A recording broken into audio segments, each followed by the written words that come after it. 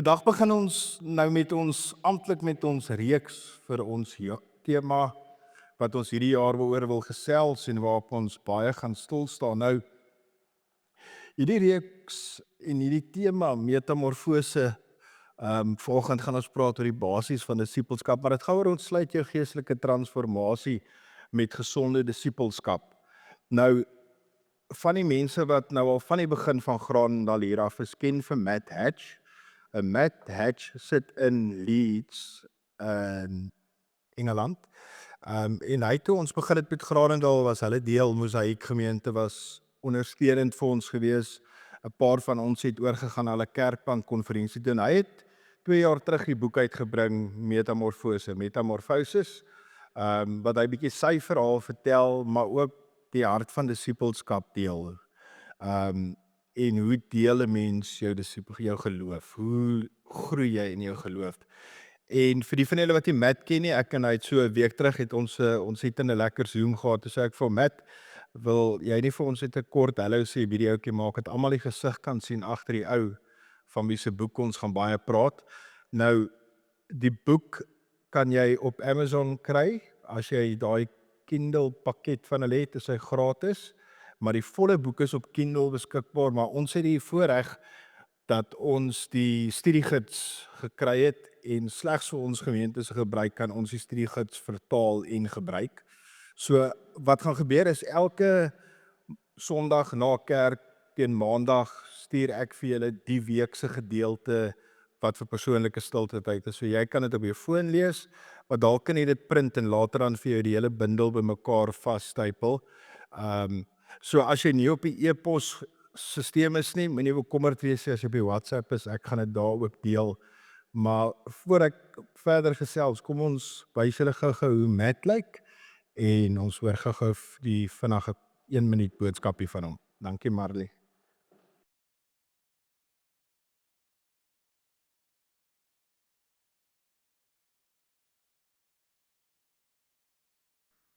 Oh, hello everyone.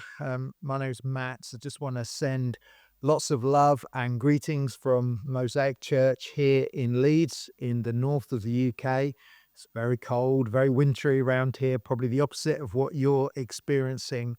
But I just wanted to send a quick message. Anna tells me that you are studying discipleship together, and I'm very honored that you're going to be using my study guide and some of the material from Metamorphosis to really help you engage with what it is to become like Jesus. You know, that is the heart of discipleship, and the heart of my book is to sort of try and, I guess, encourage us as followers of Jesus to not only follow him, but also to imitate him and to join him on his incredible mission to see men and women locally and globally come to know him personally.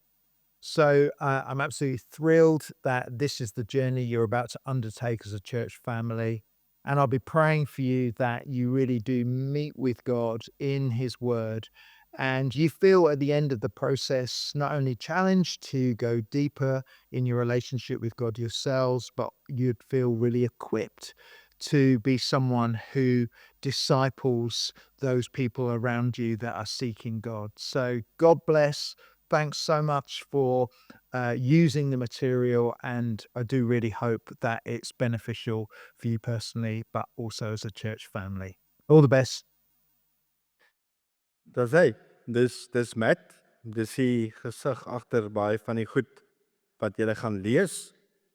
En dis vir ons vandag begin. Ons begin oor hierdie gesprek oor transformasie.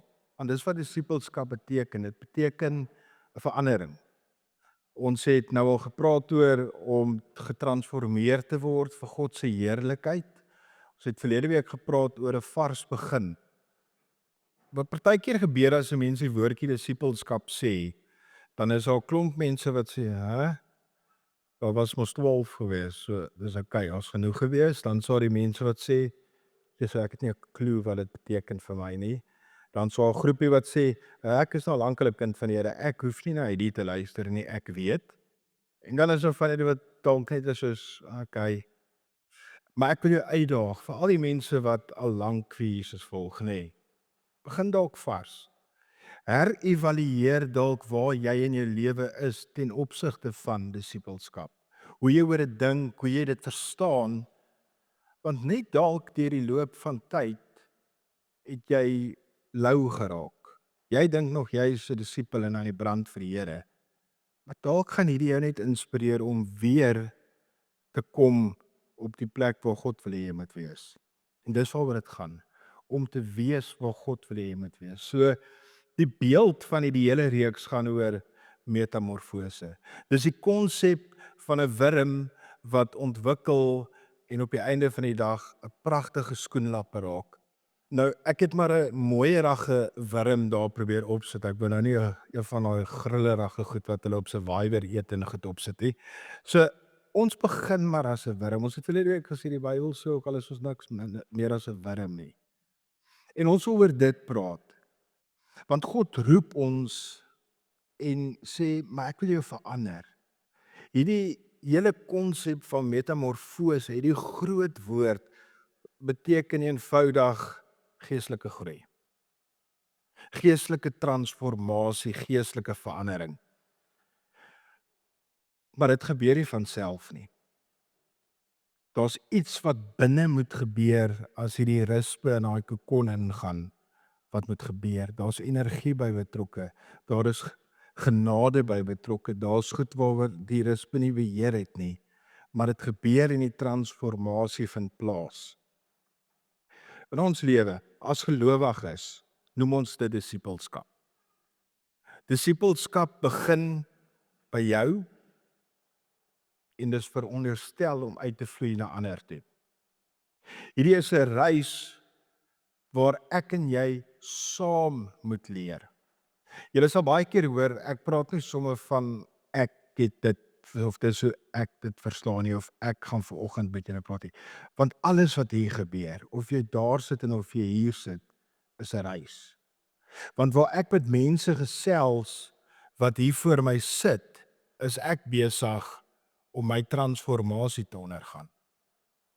En ek kan nie sonder julle nie. En baie mense dink ons kan sonder die kerk. Jy kan ja, maar dit gaan nie dieselfde wees nie.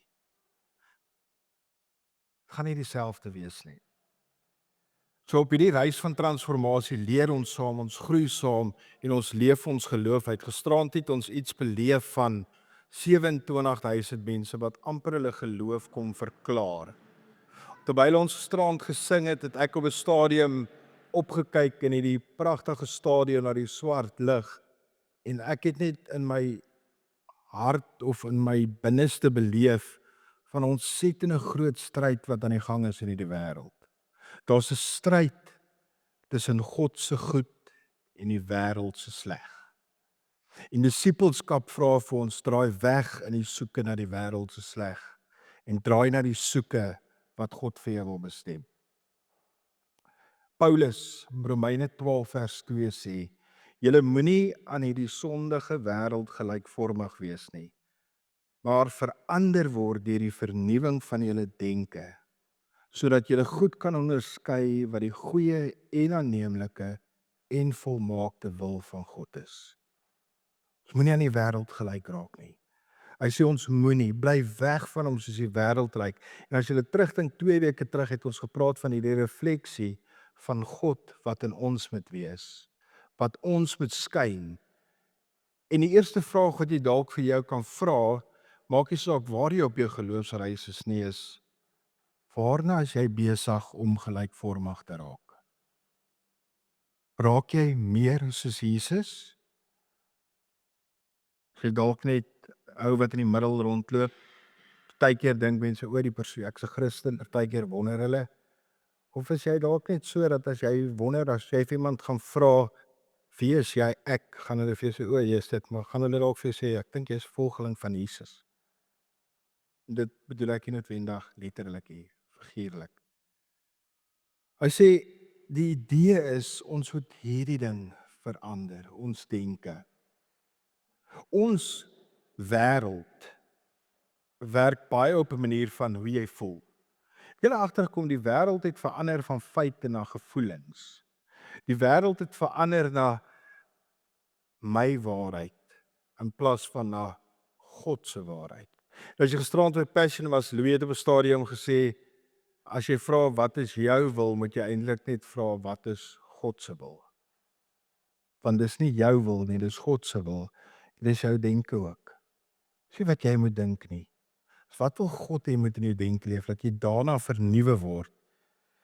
Want as jou gedagtes vernuwe word, dan kan jy begin onderskei wat tussen mooi is, wat aanneemlik is, wat die wil van God is. Gedagtes is 'n gevaarlike ding.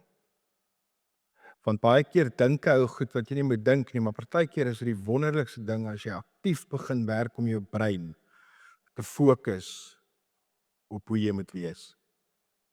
Ek gaan nou nie vir julle persentasies noem, maar ek het nou die dag 'n podcast gekyk wat hulle met iemand gepraat oor hoe sport mans en vrouens voor die tyd in hulle gedagtes deur 'n resies gaan byvoorbeeld. 'n Formule 1 ou sit en gaan letterlik elke draai in sy kop deur. En dit wat hy dink is gewoonlik die uitkoms. So as jou denke raak, ek wil meer soos Christus wees, dan raak dit jou uitkoms. Wie van julle het ooit Cool Runnings gekyk? Sanka, jy dit man. Is dit so min mense wat Cool Runnings gekyk het? As jy dit nie gekyk het nie, is daar regtig 'n gat in jou film argiewe. Ons sal dit dalk vir julle wys, maar dit gaan oor die Jamaican bobsleigh team. Die wonderlike ding van dit is actually 'n ware storie, so ja, ek gaan nie vir julle die einde van die storie sê nie. Maar op 'n stadium sit al die Jamaicans in die bad en dan gaan hulle deur al die bewegings van hoe die trek is. Links, dis regs en die ou call die orders uit van wat gebeur, die kaptein van die span. So die vraag is eintlik, as jy nie fliek gekyk het, jy gaan kyk dit sodat jy kan verstaan, maar is jy in die pad besig om jou gedagtes te rig en jou gedagtes te verander? Nou die wonderlike ding van transformasie is, ja, die Willem gaan deur 'n proses en hy's 'n skoenlapper. Maar transformasie is nie by ons net dit nie. Dit is nie 'n Thanos oomblik, behalwe dat jy nie weg is nie, maar dat jy uitgesorteer is nie. Transformasie is 'n proses. Baie keer is dit 'n lewenslange proses. So ek altyd sê, kan jy volmaak wees? Ja, ek dink so, maar ek dink dit gaan dalk eers eendag in die hemel tot volëinding kom. Maar dit is 'n lewenslange proses wat van ons vra om meer en meer soos Jesus te word. En die sleutel van dit is gesonde disippelskap. Hierdie transformasie wat ons disippelskap los, wat ons disippelskap noem, laat dit gebeur. Nou waar begin jy? Begin by 'n keuse. Dit begin by 'n keuse om te besluit, maar ek wil 'n disipel word. Toe Jesus sy disippels geroep het, het hy hulle net gevra hulle moet in hom glo nie. Hy het gesê Matteus 4 vers 19, volg my en ek sal julle vissers van mense maak. En hier kom 'n interessante konsep na vore wat party teoloë oor argumenteer. En een van die teoloë sê, moet nooit bid en Jesus in jou hart te nooi nie. Woew! Ek dat gesê, ek sommer dadelik. Hy sê want Jesus het nie gevra om in jou hart in te kom, hy het gevra om hom te volg. Nou, ek hou van Edna se reaksie, want ons tradisie is, op 'n stadium neem jy vir Jesus in jou hartjie in. Maar Jesus in jou hartjie los jou nie daar nie. Ja, ons wat gisterand was, Louis het die beeld gebruik van om God se hand te vat, en dis wat disippelskap beteken. Disippelskap beteken ek nooi nie Jesus net in my hart in en is okay nie, en dink ek is gesort nie. Dis eintlik om te sê, Jesus, ek gaan nie volg, kom in my hart in en kom keer my huis onderste bo. Wie van julle het al Extreme Home Makeover gekyk? Amazing, nee. Wie van julle het al gekyk, ja, vind hulle net my huis om skoon maak, nie eers kom oormaak nie, maar dis Extreme Makeover, dis wat Jesus vra, hy vra nie net kom sê vir my, kom bly in my huis, sit op my bank en eet die kos nie. Hy sê, kom volg my. Kom ek gee vir jou 'n hele makeover. Maar jy moet die keuse maak. So my vraag vir jou aan die een kant vanoggend is, het jy al Jesus in jou hart ingenooi? En die tweede vraag is, het jy begin om hom te volg? Want om in jou hart in te nooi is nie genoeg nie. As jy lief is vir iemand, 'n man en 'n vrou, ou en 'n meisie, die goal is hooplik as jy regtig lief is om mekaar om eendag te trou, is om te sê ek vat jou hand en ek stap saam met jou deur die goed en die sleg. So dit begin met 'n keuse. Ek sê altyd die storie en ek dink ek het al gesê die dag toe ek in my eie persoonlike vrou Andri getrou het, het ek ons vows geskryf. En ek het in dit geskryf, vandag kies ek.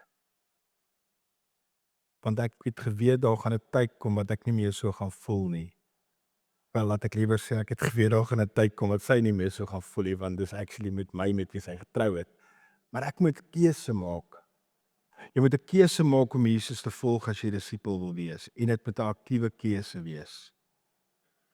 Partykeer moet jy kies om vir jou man of vrou lief te wees, al voel jy nie so nie. Maar jy daai proses begin en jy moet saam met hulle loop. En dis 'n uitnodiging wat Jesus afkom. Jesus wil inkom en hy wil verander. Hy wil nie net kom kuier nie. En te veel Christene is gemaklik daarmee dat Jesus by hulle kuier in plaas van om saam met hom te gaan. As julle verlede week walk with me, talk with me, learn the unforced rhythms of grace. So dit begin by 'n aktiewe besluit. Dit vra van ons om ons eie planne een kant toe te skuif. Ons eie gewoontes op sy te sit en in lyn met sy wil te leef. En dis vir my op hierdie stadium baie scary hoe baie van die goed wat ek hierdie week hier geskryf het, deel is van wat Louis gisterand gesê het.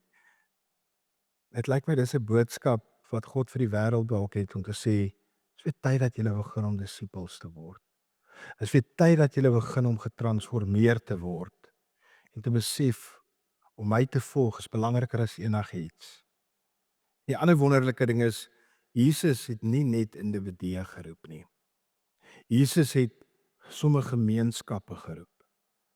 Toe Jesus vir Petrus hulle geroep het, was dit 'n familieaffære gewees. Jesus vat altyd mense saam met hom. Jesus het nie nodig gehad om 12 ouens te kry om saam met hom te loop, sodat hy kan doen wat God wil hê, maar hy het dit gekies. Kom het hy dit gekies, want verhoudings is belangrik. Dis vir hom belangrik dat die mense naby hom leef en agter hom aanloop. En ek dink die vorige week gesê, maar 'n disipel van 'n Joodse rabbi het so naby aan hom geloop dat die stof van sy kleed op hom geval het.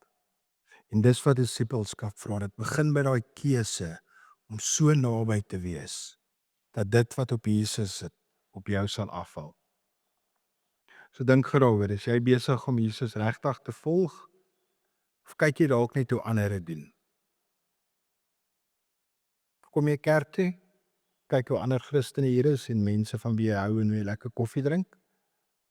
Of is Jesus besig om die persoon te wees wie jy regtig volg?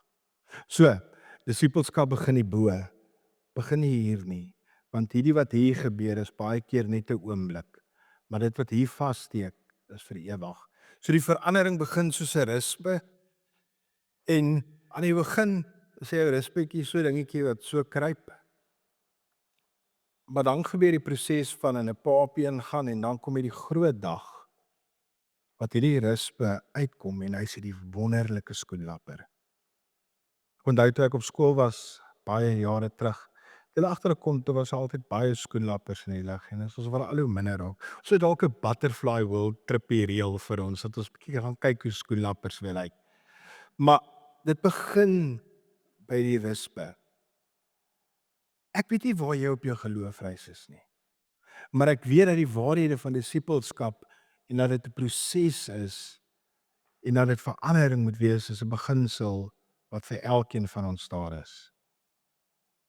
Dit is ongelooflik as jy sien hoe die skoenlapper lyk van waar hy gekom het. En dieselfde gebeur met ons wanneer ons in ons disipelskap groei. Dink 'n bietjie aan mense in jou eie lewe wie jy sê, "Jogg, dit is regtig iemand wat naby aan Jesus is." As ek die persoon sien of met die persoon gesels, dan is daar of dadelik ek verstaan hierdie oom, hierdie tannie volg Jesus.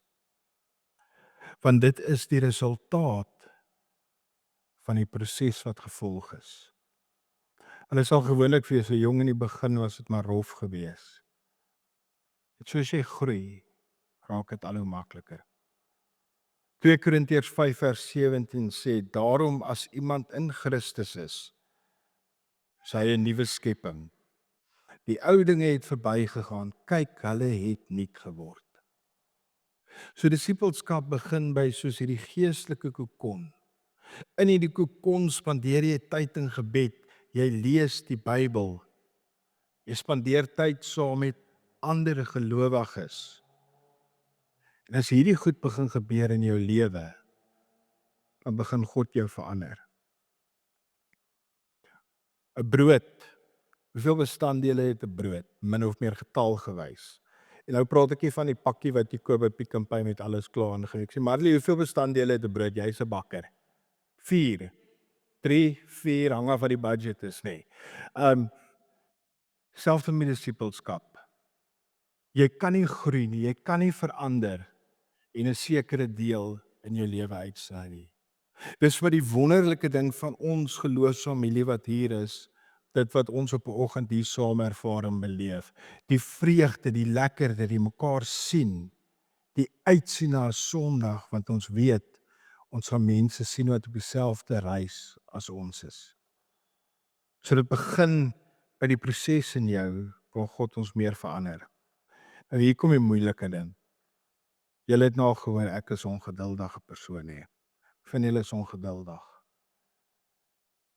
Sy nooit, ek het nie gedink jy sal 'n ongeduldige persoon wees nie. Sy lag en jy pees soos. Ek hou nie van goed met lank vat nie. Ding moet gebeur. Maar julle hierdie is 'n tyd en 'n proses wat tyd vat. Dis partykeer 'n proses wat dit vir jou voel of jy teen 'n optrand uitgaan wat vol ys is. Want vir elke 1 tree wat jy vorentoe gee, gly jy 2 tree terug, maar dan kom daar 'n stadium wat jy 3 tree gee, en dan gly jy net 2 tree terug. En so beweeg jy stukkie vir stukkie vorentoe. Dit vat tyd. Dit vat 'n bietjie werk. Sorry as jy gedink het, ons praat ook net van tye van rus, maar dit vat geestelike werk. Dit gaan dalk van jou vat om vir 10 weke hierdie PDF wat jy gaan kry, ergens 'n tyd te maak in die week en met dit gaan sit en by die Here gaan sit en saam met die Here se leiding deur sy gees tyd te spandeer met dit. So jy kan kies of jy dit gaan ignoreer en sê ag man, ek is te besig of ek is okay. Of jy kan kom kies om te sê vir hierdie 10 weke gaan ek 'n bietjie werk insit. En oor 10 weke gaan ek kyk hoe my transformasie was. Ongelukkig kan die rusbene nie spring van 'n skoenlap hê. Natuur het gesê daar's 'n proses. God het gesê daar's 'n proses. En ek wil vir jou vra, as jy bereid om jouself uit te daag. Jy kan vir 10 weke hier kom sit en alles hoor wat ons wil sê oor disipelskap en niks gaan verander nie. Ek wil jou uitdaag as jy bereid om die werk om te sit. Ek wil jou uitdaag as jy bereid om die werk in te sit om dalk gewoontes in jou lewe te breek wat gebreek moet word. Uitdaag om dalk sonde wat in jou lewe is in die oë te kyk. Dit aan te vat en te sê maar jy's nie meer in beheer nie. Wil jy uitdaag om te sê gaan jy die keuse vat, die uitdaging vat om te sê ek gaan begin om nuwe disippels te kry. Want groei gebeur op baie verskillende plekke. Dit gebeur binne. Dit gebeur deur die werk. Dit gebeur deur gemeenskap. Van disipelskap werk die beste in gemeenskap. Een van die grootste goed wat hulle sê dikwels gebeur na 'n groot event soos gisteraand, is dat mense is daar, want hulle gaan dalk saam met 1 of 2 mense of hulle gaan dalk alleen en hulle het die ongelooflike belewenis van God se teenwoordigheid. Maar hulle is nie deel van 'n geloofsfamilie nie. Hulle het nie 'n plek waar hulle saam met mense kan wees nie. En dan 2, 3 weke later is dit nie meer deel van hulle lewe nie. Disipelskap werk die beste in gemeenskap. Dit werk die beste waar familie bymekaar is. Het jy al agtergekom hoeveel makliker party goed is as jy dit saam met anders doen? Ek wil vir jou sê, ons geloofsfamilie se droom is, dit maak nie saak waarmee jy sukkel, wat jou sonde is, wat jou stryd is nie, dat jy hiernatoe kan kom, dat ons vir jou net gaan lief hê. Gaan ons saam met jou 'n pad stap, om jou te help om deur te kom verseker, en dis wat disipelskap vra. Disipelskap vra partykeer dat ons in mekaar se huis instap en help skoonmaak, help regtrek. Dit werk beter binne gemeenskap. Jesus het nooit sy disipels alleen uitgestuur nie. Lukas 10, julle kan gaan kyk daar, Jesus het hulle 2-2 uitgestuur. Want 2 is beter as 1. Om 'n stoei voorbeeld te gebruik, 'n wrestling example, JP. 'n tag team stoei fight is makliker ophou as 'n singles match, dink ek. Am I right, JP? 100%, because you can share the load. Dis dieselfde met disipelskap. Dit is makliker as ons dit saam doen, want ons kan die load deel. Spreuke 27 vers 17 sê, yster slyp yster, en een mens slyp die aard van 'n ander. Men jy met die semels, vreet die varke jy op. Dan saam die gelowiges en die verheerlik God. Ons groei wanneer ons mekaar help. Ons groei wanneer ons vir mekaar leer.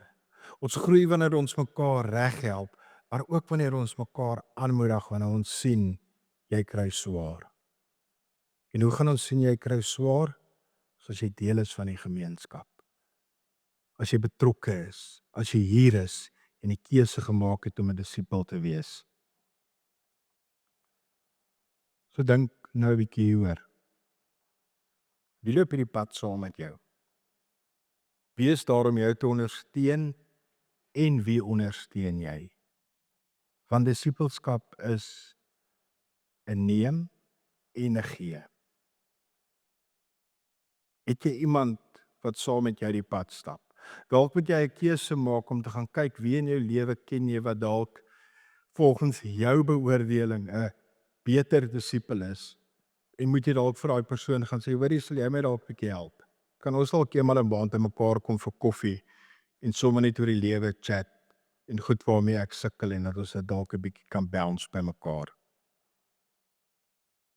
Disipelskap is nie net wat jy kan kry nie, maar is ook wat jy kan gee. Kerk gaan daaroor. Dit gaan nie net oor wat jy kan kry nie, dit gaan oor wat jy kan gee.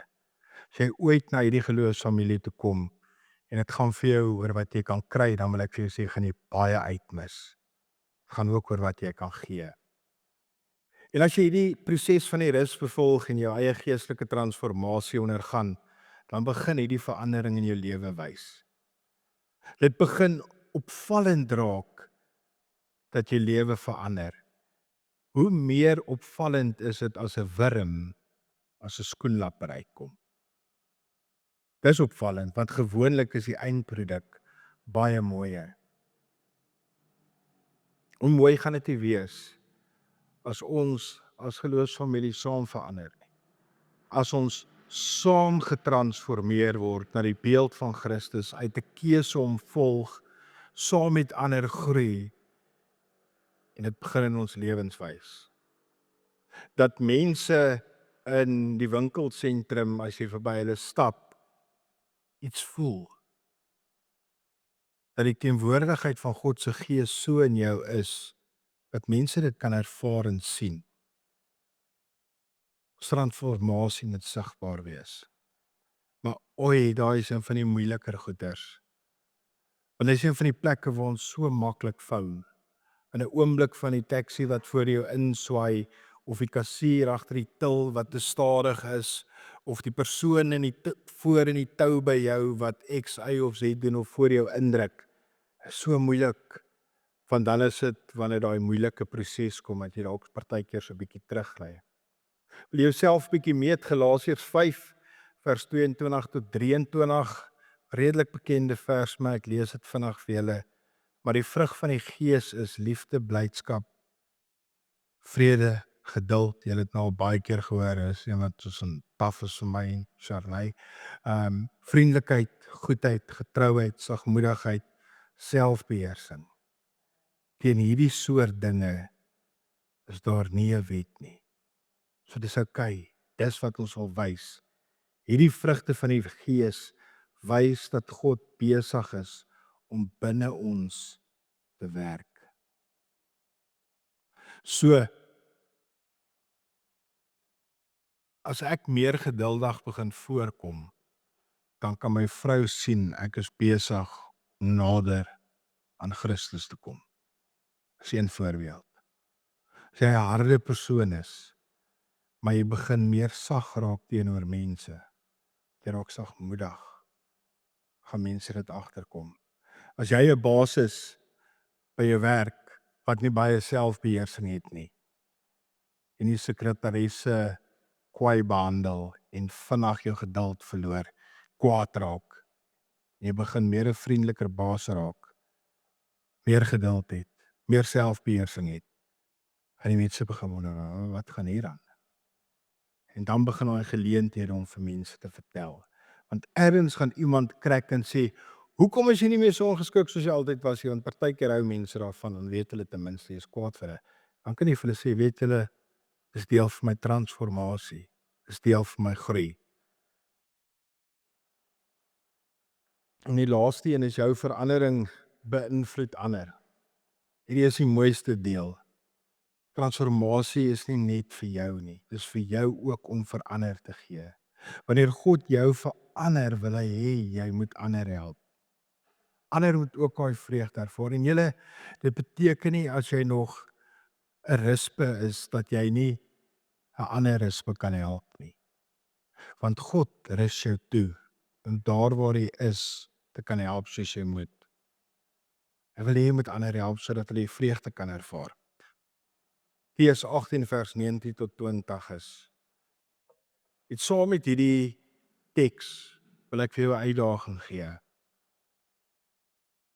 Een persoon hierdie jaar moet jy na uitreik en 'n pad mee probeer stap.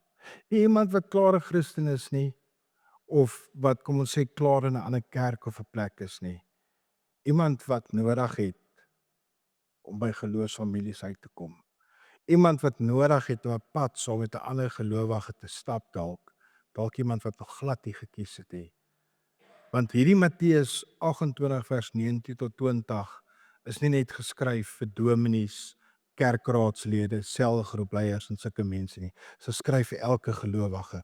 Gaan dan en maak disippels van al die nasies. Doop hulle in die naam van die Vader, die Seun en die Heilige Gees. En leer hulle om alles te onderhou wat ek julle beveel het. So vat wat jy leer en gaan gee dit vir ander. En kyk, ek is met julle tot die dae, tot aan die volëindiging van tyd. Dit is 'n mooi ding. Jesus gee vir ons hierdie opdrag wat soos 'n en dan sê hy vir my, moenie worry nie, ek is by jou. As jy begin jou bang maak, kyk na die einde. Want die einde sê vir jou, jy hoef dit nie alleen te doen nie. God is saam met jou daar. So dis die basiese van disippelskap. Dis nog 'n klomp punte, maar julle sal die e-posnotas ook kry van die preek, van die preek. Maar ek wil jou regtig uitdaag, nê, om dalk hierdie jaar hierdie reis te omarm van disippelskap, om te sê hierdie jaar gaan ek probeer. Ek wil jou uitdaag dat as jy ja sê vir die uitdaging en jy ergens in die jaar agterkom, maar sjoe, ek het die uitdaging gevat, maar ek het actually die laaste 3 maande nie veel aan my uitdaging gedoen nie. Dan wil ek vir jou sê, begin net weer, of gaan net aan van waar jy opgehou het, maar vat die uitdaging. Moenie net kerk toe kom en deel wees van die geloofsfamilie en net lekker by mense wil kom wees nie. Kom wees deel van hierdie reis van transformasie, want jy wil anders wees. Dis 'n moeilike proses. Is 'n lang proses, dis 'n proses wat geduld vat. En ek wil jou aanmoedig en sê disippelskap het nie net een eindpunt nie. Ja, kyk as jy Google Maps gebruik en hierdie goeters, dan kan jy baie mense weet nie daarvan nie, so dalk leer jy vandag iets. Maar as jy ergens in ry, kan jy verskillende destinations insit. So as jy nou van hier af wil ry en jy wil eers Tygervallei toe gaan, kan jy Tygervallei insit, dan is jou volgende punt dalk Century City. Disippelskap werk so. Dit het verskillende plekke waar jy aankom. Ek wil afsluit met 1, 2, 3, 4, 5, 6 woorde. Chris, jy gaan hierdie woorde goed onthou. Die woorde is: the joy is in the journey. Dis waarin die vreugde lê. Nou, Chris, dit was ons 97 lese gewees, nee. Och, ons was so moeg gewees vir hierdie op 'n stadium in diensjaar, nee, want alles was the joy is in the journey. Maar julle, dis wat disippelskap is. Die vreugde is in die reis. Partykeer is ons so toegespits op die plek waar ons wil wees, dat ons vergeet wat die reis inhou. Baie jare terug, toe ek en Andrie, my skoonouers, Kreerwiltuin toe. Dis die grootste droom van my lewe gewees om eendag daar uit te kom. Maar ons het besluit toe ons hier in die kar klim in die Kaap, dat die eindpunt is nie die Kreerwiltuin nie. Die eindpunt is om alles te sien wat op die pad is. Ons het nie gejaag om daar te kom nie, ons het gestop op plekke toe alles toegeëis is en ons het uitgeklim en foto's van die drade geneem buitekant, een of ander plek in die Weskaap, ek kan nie die naam onthou nie, waar die kristalletjies so aan die draad van die plaas gehang het en foto's geneem. Ons onthou dit. Ons het ergens langs die pad in die Vrystaat geskop en die lekkerste licorice gekoop wat vars gemaak was. Ons het buite die Kreerwiltuin gestop en ek het daar gestaan. Ek het dit verloor toe ek die eerste rooibok sien wat ek toe agterkom vervuil is in die Kreerwiltuin. Maar ek was vir 'n oomblik weer 'n kind gewees, want hierdie was my droom. Ons het gestop toe ons die luislang in die bome gesien het.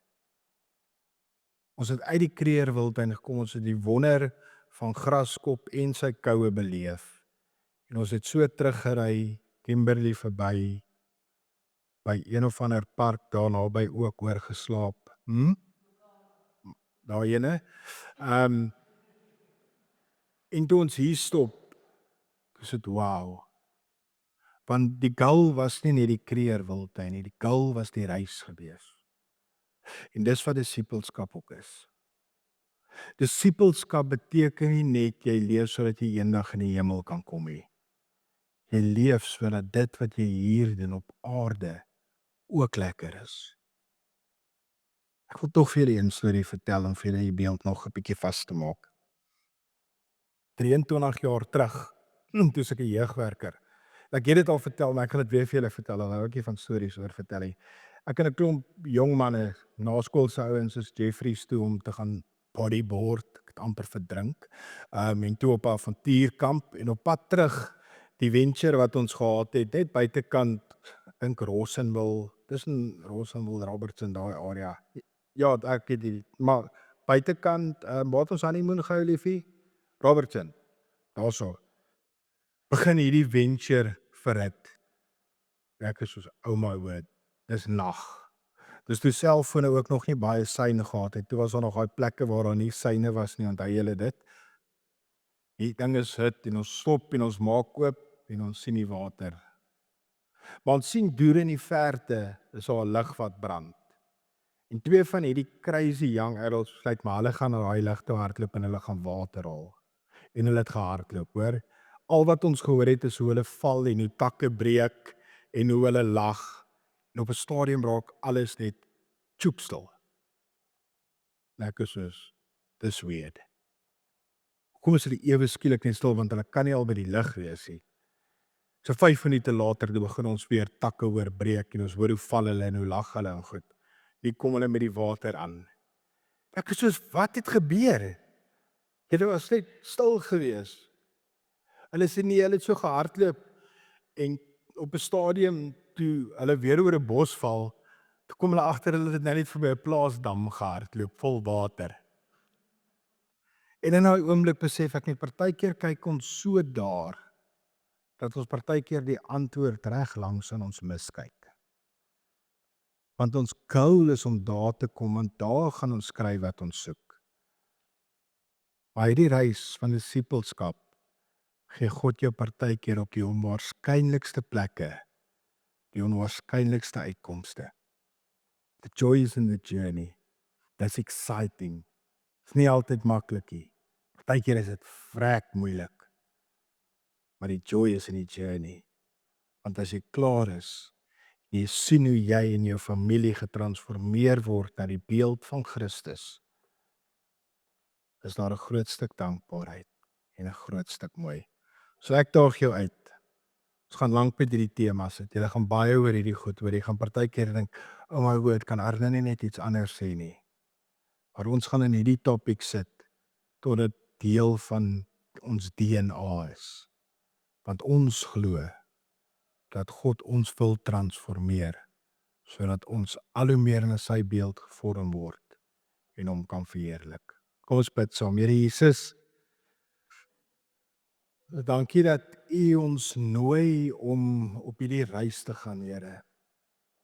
Here, dankie dat U nie van ons verwag om sommer net in 'n oomblik te verander nie, maar dat U geduldig is en dat U bereid is om saam met ons hierdie pad te stap.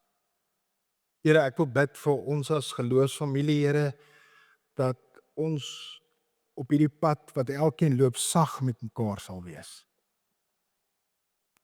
Wanneer ons sien iemand kry swaar, ons in liefde en nederigheid met hulle sal wees. Maar Here, dat U ons ook sal help dat daar waar ons sien ons broers of susters gaan hulle koppe stamp, dat ons ook nie sal huiwer om hulle te help om gevaar raak te sien nie. Heilige Gees, ek bid vir transformasie in elkeen van ons wat vanoggend hier is se harte, ons lewens. Ek bid dit vir elke persoon wat dalk op YouTube, Facebook nou kyk of wat dalk later dit gaan kyk. Dat ons getransformeer word deur U krag. Dat ons al hoe meer word soos Jesus, nie om onsself te verheerlik nie, maar om ons hemelse Vader te verheerlik, want al hierdie goed vir ons gee deur sy genade.